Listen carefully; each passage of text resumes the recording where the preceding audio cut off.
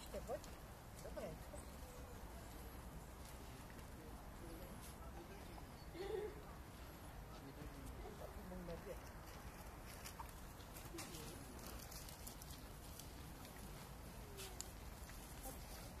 Ještě mám trochu, no. Ještě mám trochu. Ještě mám trochu, no. Tak, pojďme to, pojď.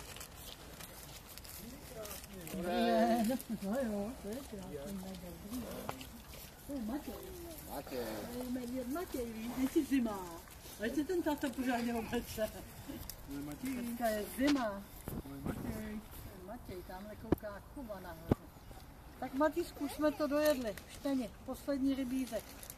Na, tu máš. To bylo dobrý, veď? Už není, Matýsku, koukni. Není, opravdu není. Opravdu není medvěde. Medvěde. Prosím? Už taky na Mártici. No jo, taky letá. To jsou tady nad auto, veď? Neboj se, Matýsku, to je... Vidíš, že ten tam flouká? Chodí. Teď přijde v lednu, bo mi narozeniny je to. A on přijede. Kolik tak váží? Možná 3 metra? No, může víc. To odhadujeme, to my nevážíme.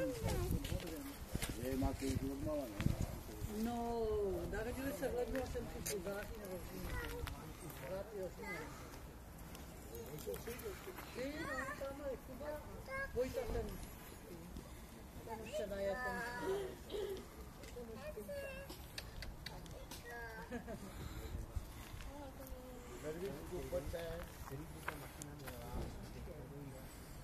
no, on je kratší, ale silnější. Vojta je menší, ten je nejmenší. Pojďme, jo?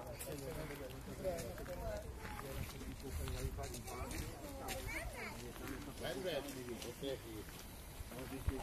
Medvěd. Vojtinku, ahojku. Kubo.